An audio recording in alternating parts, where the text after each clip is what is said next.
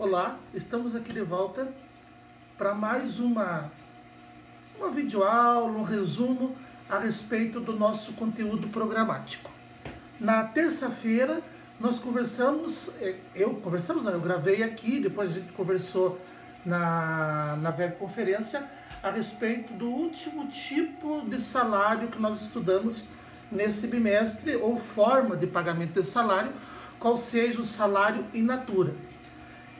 Hoje, vamos começar a tratar aqui do encerramento deste tema salário como último tópico do primeiro bimestre deste ano de 2020 da disciplina de Direito Trabalhista e Legislação Social.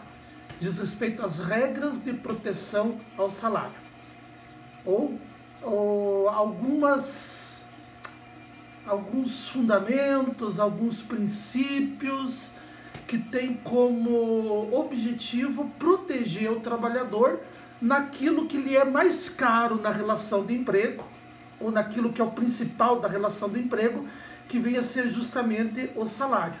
O salário, que é a principal prestação paga pelo empregador como contraprestação ao fato de estar o empregado subordinado na relação de emprego. Poderia haver várias regras, poderia diminuir e compactar algumas ou estender, mas eu optei, como eu tenho feito já há alguns anos, em separar em 10 principais regras, 10 principais formas de proteção ao salário. Antes, porém, de a gente começar a falar de cada uma delas, lembrando que tudo que eu vou falar aqui, e mais ainda, está no material que eu mandei para vocês através de PDF, que está lá na plataforma AVA. Feito isso, também lembrando que a partir do dia 1º de abril já, teremos alguns exercícios lá no ambiente virtual e que valerão parte da nota. Aqueles que eu coloquei lá até então, é apenas para a gente treinar, mas a partir dos próximos, e eu vou entrar em contato com vocês, não só por aqui, mas também pelo WhatsApp, pelo próprio ambiente virtual, que terão prazos para responder, e nesses sim, se os outros é importante para aprender, esses também, além de aprender, que é o principal objetivo deles, tem importância de avaliação, que houve essa alteração, que antes a avaliação não envolveria o AVA, mas por conta da temporária, e espero que não demore muito, suspensão por conta desta pandemia, houve essa alteração na formação da nota. Então, no mínimo 40% será através de exercícios do AVA. Entrando no assunto, especificamente, regras de proteção ao salário. Como eu falei, eu separei em 10, resumi todas as regras em 10, poderiam haver outras, mas eu coloquei essas como principais. E um ponto, antes de falar de cada uma delas, elas não são excludentes. Alguns exercícios que nós fizemos do AVA já levaram a essa lembrança, e eu também coloquei no PDF. Quando a gente analisa o salário, todas as regras devem ser respeitadas. Por exemplo, não adianta eu respeitar de pagar o salário mínimo para o trabalhador se eu não pagar o piso. Estou pagando o salário mínimo, estou respeitando essa regra, mas a categoria tem um piso salarial. Eu tenho que pagar o piso também. Não adianta eu pagar o piso salarial para o empregador, para o empregado, se dadas as circunstâncias da empresa, ele faça as mesmas atividades e tenha direito à equiparação salarial com outros empregados. Então, todas elas têm que ver. Talvez, falando só nesse exemplo, já antecipando um pouco, em termos de valor do salário, o valor do salário é definido pelo salário mínimo, pelo piso, ou então pelos outros salários pagos aos outros empregados. Feitas essas considerações, vamos à primeira regra. Nesse primeiro vídeo, nessa primeira parte da aula a respeito de regras de proteção ao salário, pretendo falar pelo menos das 5 primeiras regras, conforme o material que eu coloquei no PDF. Primeira é a regra do salário mínimo. Com o tempo, eu vou aprender, eu já pedi desculpa na última aula, eu vou aprender a lidar com esse negócio ainda. Com o tempo, eu vou tentar colocar, quem sabe, no segundo bimestre, se não voltarem as aulas presenciais, eu quero muito que elas voltem, mas evidentemente depois que a ciência dizer que a gente pode voltar, colocar junto, além da minha imagem, da minha fala, alguns slides ou coisa parecida. Mas como vocês têm o PDF em mãos, né? Eu estou acompanhando ele aqui também na minha tela. O que eu vou falar, vocês podem acompanhar no PDF. Então, a primeira regra, salário mínimo. Salário mínimo previsto lá no artigo 7º da Constituição Federal. Lembrando que o artigo 7º é justamente o artigo da Constituição que trata dos principais direitos e princípios do direito do trabalho. O que é salário mínimo? Vou falar, não transcrever, vou falar para vocês e vocês podem ver aí, tá? Então, artigo 7º. São direitos dos trabalhadores urbanos e rurais, além de outros que visem a melhoria de sua condição social. Inciso 4º.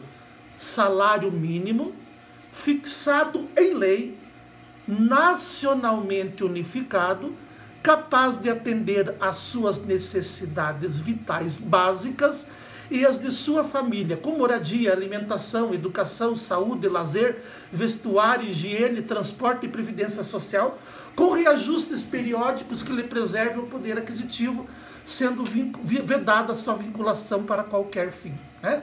A Lei 8.542, de 92, também dá um conceito de salário mínimo parecido e coloca alguns elementos a mais, e nós vamos dissecar isso depois para explicar o que é o salário mínimo. Então, segundo a lei, salário mínimo é a contraprestação mínima devida e paga diretamente pelo empregador a todo empregado por jornada normal de trabalho, capaz de satisfazer em qualquer região do país as suas necessidades vitais básicas e as de sua família, com moradia, alimentação, educação, saúde, lazer, vestuário, higiene, transporte e previdência social, né? Então, quais os elementos que nós temos aqui de salário mínimo? Primeiro, o salário mínimo é a contraprestação mínima paga pelo empregador. Já coloquei até um trabalho no AVA, onde eu colocava, recebe tanto de salário e tanto de gorjeta. Será que a gorjeta vai chegar para cumprir o valor do salário mínimo? Não, porque o salário mínimo é contraprestação mínima paga pelo empregado. Desculpe, pelo empregador. É salário, não é direito à remuneração mínima. A Constituição fala a salário mínimo. Remuneração é salário mais gorjeta. Então, se é salário mínimo, e como diz a lei, contraprestação mínima é o valor mínimo pago pelo empregador por uma jornada normal de trabalho. A jornada normal de trabalho, nós verificaremos, vamos estudar isso no segundo bimestre, prevê de 44 horas semanais, né? Alguns trabalhos ali, eu já conversei com alguns, são 220 horas. Não, isso é outra coisa. O trabalhador que trabalha 44 horas por semana recebe 220 horas por mês, mas não trabalha 220, né? A jornada é por semana. Então, por uma semana, para o trabalhador que trabalha 44 horas, o salário mínimo é aquele. Trabalhando menos, vai receber proporcional. Então, primeiro ponto, pago pelo empregador, por uma jornada normal, né? Nacionalmente unificado, o salário mínimo é um só no Brasil inteiro. Já houve momentos da história brasileira que houveram salários regionais, isso não existe mais. Nós vamos ver que depois existe piso regional. O piso regional é outra coisa, mas o salário mínimo é um só no Brasil inteiro. Instituída em lei, é a lei que prevê o salário mínimo, né? Até o ano passado existia uma política de valorização do salário mínimo, onde a lei já previa qual era a forma de reajuste do salário, que era a inflação mais o PIB. Esta norma não foi repetida, então a partir deste ano, todo ano, a não ser que volte a ter uma legislação, terá que ser criada uma lei anual para dizer qual é o salário mínimo. Este ano foi feita uma medida provisória que está em análise no Congresso Nacional. Então, mas esse ponto, é criado em lei, não é decreto. É o Congresso Nacional que vai dizer qual que é o salário mínimo através da iniciativa do Poder Executivo. Por isso, como eu falei, este ano é uma medida provisória que está em análise. Então, quanto à prestação mínima, paga pelo empregado ou empregador, portanto, nacionalmente unificado, com reajustes periódicos que lhe preservem o poder aquisitivo. Este é um detalhe importante. A Constituição Federal não prevê, como direito mínimo do trabalhador, o reajuste do salário mínimo com ganhos. Prevê apenas a inflação. Como eu falei, até o começo de 2019 existia uma política de valorização do salário mínimo que previa esses ganhos.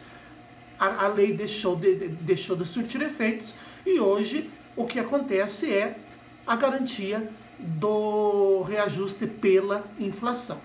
Pode ser que amanhã ou depois, ou na próxima lei que vai vigorar em 2021, coloquem alguma valorização. Mas a Constituição vê reajustes periódicos que lhe reservem o poder aquisitivo. Finalmente, o salário mínimo deve, em tese, atender às necessidades vitais básicas do trabalhador e de sua família em todas as circunstâncias de sua vida. E ali a exemplificação, moradia, saúde, previdência, lazer, Sei que às vezes pensando em R$1.045 para uma família de 4 pessoas dar lazer, é o que quer a Constituição. E é o que tem sido feito ao longo dos anos, pelo menos dos últimos, uma política de valorização do salário mínimo. Agora, o que é necessário para manter tudo isso são critérios técnicos que a gente pode não concordar, mas são critérios que a lei adota. Este ano, como eu já falei, não vigora mais a lei que vigia desde 2015, os valores conforme a medida provisória 916, de 31 de dezembro de 2019, depois foram alterados, o valor do salário mínimo era de R$ 1.045. Nesse ponto, inclusive, no texto que eu mandei para vocês de PDF, lá eu coloquei R$ 1.039, que eu coloquei o valor da medida provisória de 2019, depois esse valor foi, de 2019, esse valor foi corrigido porque a inflação foi revista, então o valor do salário mínimo para 44 horas é R$ 1.045. Só que o salário mínimo não é pago apenas por 44 horas. Se por 44 horas ele é R$ 1.045, significa que por dia o salário mínimo é R$ 34,84. E por hora o salário mínimo é de R$ 4,75. Por isso que numa jornada inferior a 44 horas semanais, o salário mínimo será pago proporcional a esta jornada. Para a gente saber, basta fazer uma regrinha de 3. 1.045 para 44. Para 30 horas seria quantos? Faz a regrinha de 3, para saber qual que é o valor do salário mínimo para quem é contratado por uma jornada inferior a 44 horas. Parênteses, salvo se aquela categoria não pode trabalhar 44 horas, tem uma jornada legal inferior. Aí não existe essa proporcionalidade, mas nós não vamos tratar desse assunto neste bimestre.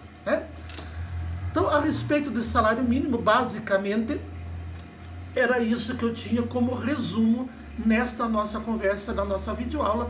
Está lá no texto de vocês o PDF, o resto, no nosso próximo encontro, quinta-feira à noite, a partir das 8h30, seria interessante que vocês entrassem. Ficou alguma dúvida a respeito do que eu falei aqui ou a respeito do que eu coloquei no PDF, a gente pode conversar lá no ambiente virtual acadêmico. A segunda regra de proteção do salário mínimo, do salário, parecida com o salário mínimo, é o piso salarial. Então, o artigo 7º da Constituição, logo a seguir do inciso 4º, não só é garantido o salário mínimo para todo trabalhador, salário mínimo esse que vale no Brasil inteiro, instituído em lei, mas também os trabalhadores têm direito ao piso salarial. Piso salarial proporcional à extensão e à complexidade do trabalho. Então, o que é o piso? O trabalhador, conforme tem um trabalho mais complexo, que exija mais conhecimento, que exija mais habilidades, que exija mais experiência, ele deve ganhar alguma coisa para compensar este maior nível de complexidade, esse maior nível de exigência, que é o que a Constituição fala, extensão e a complexidade do trabalho. Tá? Não é só o salário mínimo. Por exemplo, vamos imaginar aqui, quem vai ganhar mais? O servente de pedreiro ou o pedreiro? Qual que é o serviço mais complexo? É o de pedreiro. Portanto, o pedreiro vai ganhar mais do que o servente. A mesma coisa com o mestre de obras e assim por diante. Mas aonde que é definido esse piso? O salário mínimo nós já vimos que é definido em lei. E lei da União, né? Lembrando que nós já conversamos isso, quem legisla a respeito de direito do trabalho, salvo algumas exceções, é a União, né? E mesmo as normas do Poder Executivo são normas da União como regra geral, né? Só o salário mínimo está lá previsto na União. Mas o piso é previsto aonde? O piso é previsto basicamente em três partes. Ele é previsto, em alguns casos, em lei, né? Alguns casos a lei federal prevê piso. Por exemplo, engenheiros têm previsão do piso em lei. Agentes comunitários de saúde, a previsão do piso deles está em lei federal. Poucos, porém, são as categorias que têm salário mínimo previsto em lei federal. A grande maior parte seria uma redundância, perdão. A maior parte dos pisos salariais estão previstos através da negociação coletiva, seja através dos acordos coletivos, seja através das convenções coletivas de trabalho. Então, vamos pegar o exemplo. Os professores das escolas particulares do estado do Paraná, que abrange Curitiba, região de Ponta Grossa, aqui também. Aonde está previsto o nosso piso salarial? Na convenção coletiva celebrada entre o sindicato que representa nós professores e o sindicato que representa os estabelecimentos de ensino. O piso do comerciário de Ponta Grossa e região está previsto aonde? Ou os pisos das diversas categorias dos comerciários estão previstas nas convenções coletivas firmadas entre o sindicato dos comerciários e os sindicatos do comércio. Ou, se existir alguma categoria que tenha uma negociação direta com algum empregador, em algum acordo coletivo de trabalho. Então, a maior parte dos pisos são previstos nessas negociações coletivas, seja através de acordo, seja através de convenção. Lembrando para vocês, embora não é sempre que acontece, é uma exceção, que pode acontecer em algumas circunstâncias, algumas situações, que empregados e empregadores, empregados através dos seus sindicatos e empregadores diretamente ou através dos seus sindicatos não chegam a um acordo. Vamos lembrar que pode haver uma ação judicial que a gente chama de dissídio coletivo. Se as partes não chegam no acordo, quem vai decidir é o Poder Judiciário através do dissídio coletivo. Neste caso, a decisão do Poder Judiciário substitui a vontade das partes, que é uma coisa que a gente chama sentença normativa. Então, os pisos salariais que deveriam ser previstos em convenções ou acordos coletivos, se esses acordos ou convenções não forem celebrados e houver a existência de um dissídio, o piso pode ser previsto em sentença normativa, que é a decisão do Poder Judiciário.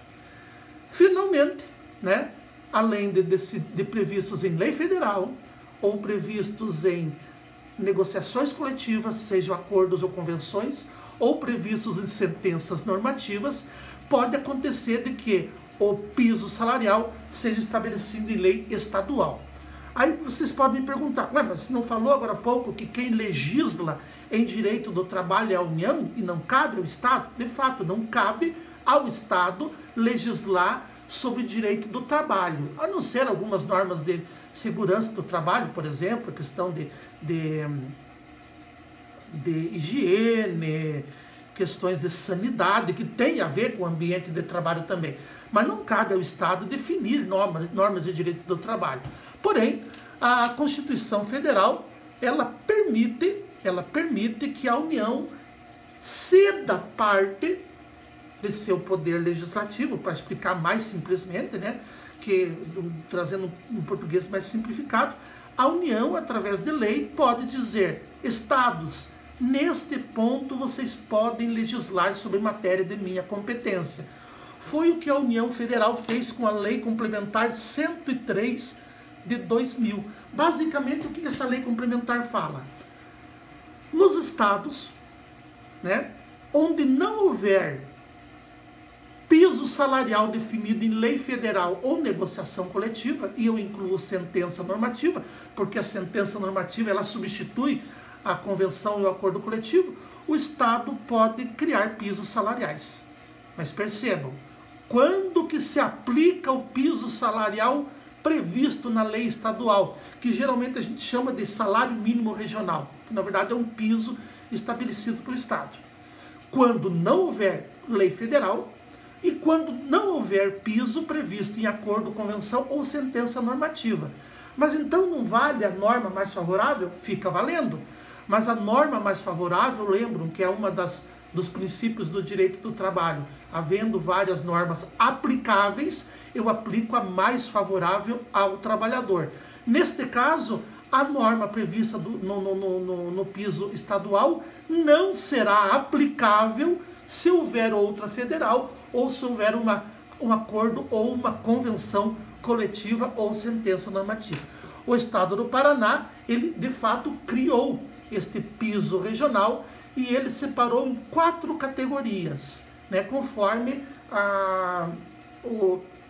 os grupos, as funções ocupacionais lá no CBO, que a gente encontra esse CBO no site da Secretaria de Trabalho, antigo Ministério do Trabalho.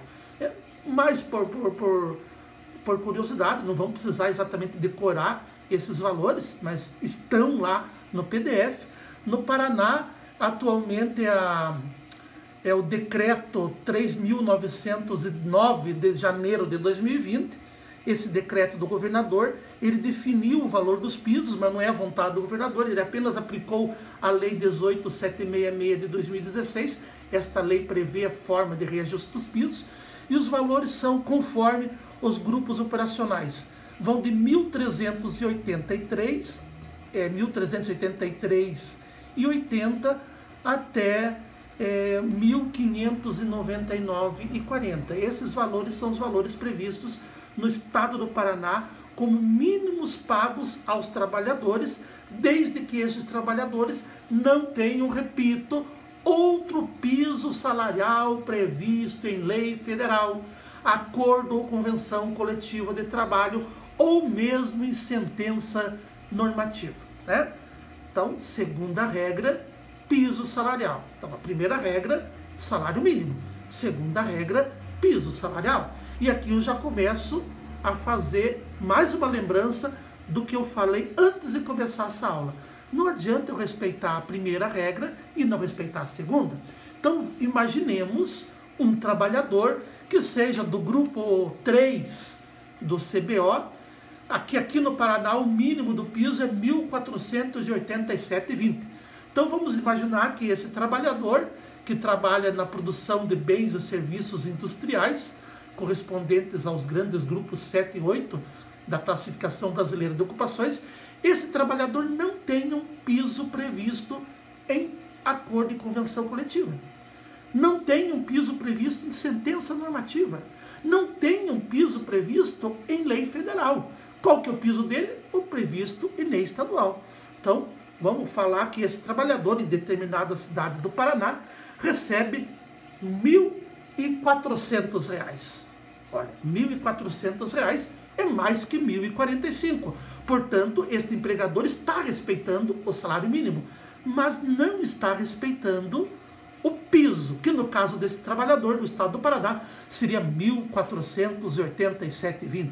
Eu só vou aplicar o salário mínimo, portanto, quando não existir piso salarial previsto em lei federal, acordo ou convenção coletiva, sentença normativa ou então em lei estadual. Nesse caso é que eu vou aplicar para o trabalhador, para o empregado, o salário mínimo. Não é a mesma coisa para os aposentados, eu estou falando aqui de empregados. os aposentados, a previsão do benefício está previsto em lei própria também. E existem aposentados, portanto, e muitos que recebem o valor do salário mínimo. Não se aplica, evidentemente, piso para aposentado, porque o aposentado ele não recebe salário, ele recebe um benefício do INSS. Salário quem paga é o empregador. O INSS paga benefícios previdenciários. E no caso da aposentadoria, o menor benefício previdenciário pago para o aposentado é o salário mínimo. Ganha mais do que isso conforme o critério pelo qual ele se aposentou ou as regras de correção do salário mínimo, né?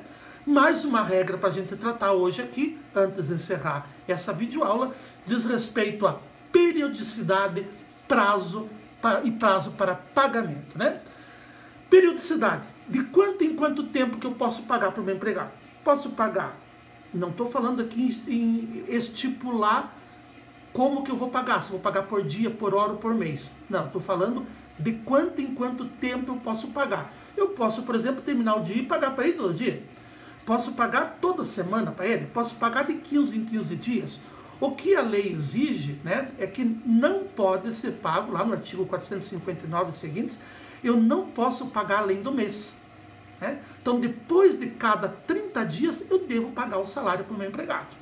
Né? Ou então, o mês de março, né? Ou 30, tem mês que é 31 e 20, eu vou ter que pagar o mês de março imediatamente, até o 5º dia útil. Já vou falar sobre o prazo. Não posso pagar de 2 em 2 meses, de 3 em 3 meses. Todo mês, portanto, eu devo pagar o salário para o meu empregado. Tá, mas e se você recebe por comissão e o combinado que você tem com o seu empregador é que só recebe a comissão quando o cliente efetivamente paga? Pode ser feito isso no contrato de trabalho, mas isso não desonera o empregador de pagar naquele mês o salário, respeitando sempre o piso e respeitando sempre o prazo. Aliás, voltando a falar de piso, posso pagar só por comissão? Posso. Mas se no mês que ele não atingir, que as comissões não atingir o mínimo do piso, o empregador evidentemente deve complementar o salário para atingir o piso, de 30 em 30 dias. E se a comissão leva mais de 30 dias para receber, eu vou ter que complementar naquele mês que não recebeu também o piso, porque o prazo máximo é 30 dias.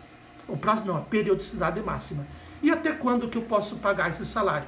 No máximo no 5º dia útil após o mês vencido.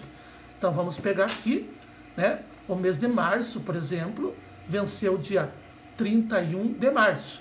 Primeiro dia útil, dia 1º, segundo dia 2, terceiro dia 3, quarto dia 4, lembrando que o sábado é dia útil, 5º dia útil, dia 6. Então, segunda-feira é o prazo máximo para pagar o salário deste meu empregado. Sábado é dia útil, não é dia útil domingo e não é dia útil feriado. Então, periodicidade no máximo 30 até o 5º dia útil ao mês vencido. Só que nesse 5º dia, o trabalhador tem que estar de dinheiro na mão, tem que estar disponível para ele.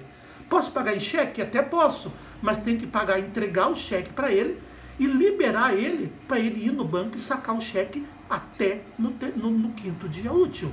Posso pagar em depósito em conta? Posso, mas quando chegar no 5º dia útil, tem que estar disponível para ele. Então vamos imaginar a possibilidade de que o 5º dia útil é um sábado, mas para banco não é sábado, mas no sábado ele tem que estar disponível.